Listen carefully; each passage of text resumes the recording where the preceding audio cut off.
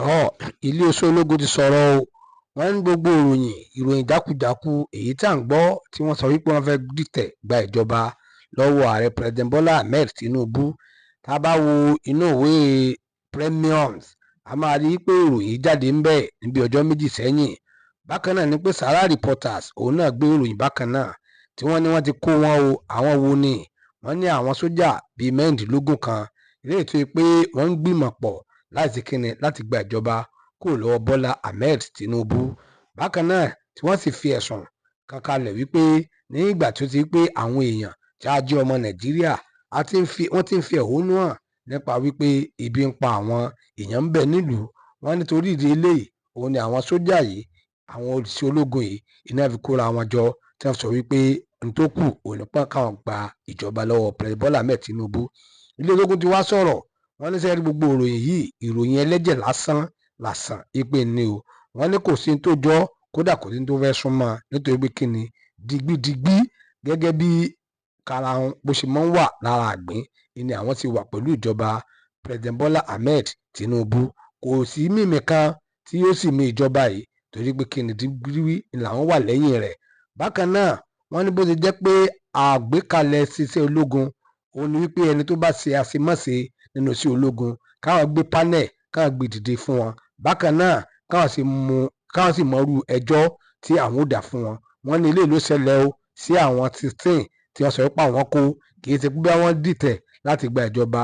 Wọ́n ṣẹ̀ gẹ́gẹ́ bí àlàkalẹ̀ òfin iṣẹ́ ológun ẹni àwọn sì ti fi ojú òfin tó bá ti iṣẹ́ ológun mu àwọn ti fi gbé wọn. Wọ́n ní tọ̀ àfi bó ṣe á di ẹ̀yìn ìgbà náà ni wọ́n á ń gbọ́ káàkiri ìgbà fẹ́ gba ìjọba ni o, wọ́n fẹ́ dìde gbàjọba ni o, wọ́n ti ń plan kúùpù ni o, wọ́n ti gbé kúùpù ni o, kódà wọ́n gba ìjọba, kódà wọ́n sọ débi tó ṣe wípé wọ́n ní a ti mú ọjọ́ tí wọ́n fẹ́ gba ìjọba kúrò lọ́wọ́ President Bola Ahmed Tinubu. Kódà wọ́n ní èyí tí wọ́n máa ń ṣe ìyẹn parade tí wọ́n máa ń ṣe fún àwọn ológun, wọ́n nítorí ẹ̀ ni wọ́n ti cancel rẹ̀. Ẹni tó wá jẹ́ agbẹnusọ fún iléeṣẹ́ ológun Nàìjíríà ó ní kò sí nǹkan tó jọ gbogbo ń tẹ́ ẹ bá gbọ́ tó jẹ mọ́ pa pọ́n fẹ́ gbàjọba lọ́wọ́ President Bola Ahmed Tinubu kò sí nǹkan kan o. Kódà wọ́n náà kan tó sọ débi tó ṣe pé inú fu àyàfu ẹni President Bola Ahmed Tinubu wà nítorí pé kíni ọkàn rẹ̀ ò balẹ̀. Wọ́n ní bákan náà ni pé wọ́n ti ṣe meeting pẹ̀lú àwọn ti Burkina Faso, àwọn ti Mali, ibi bóun lẹ ti gbàjọba ti yín bíbí ẹ ti gbà ètò rẹ̀ wọ́n ti fún àwọn náà ipò ọwọ́ ni wọ́n fẹ́ lò. Ẹni tó wá jẹ́ agbẹnusọ fún iléeṣẹ́ ológun orílẹ̀ Nàìjíríà ó ní gbogbo ẹ̀ pátápátá tẹ́ ẹ bá ń gbọ́ lámbà múlẹ̀ wọ́n kàn múlẹ̀ ni o. Pẹ̀lú ògo Ọlọ́run kò sí nǹkan kan, kò sí ẹ̀kínì kan tí ó yẹ ààrẹ President Bola Ahmed Tinubu ní orí ipò tí ó wà àfi tí ìbò bá sọ̀rọ̀ pé bákan náà ni pé ní Nàìjíríà yìí o àwọn ń bẹ lẹ́yìn President Bola Ahmed Tinubu.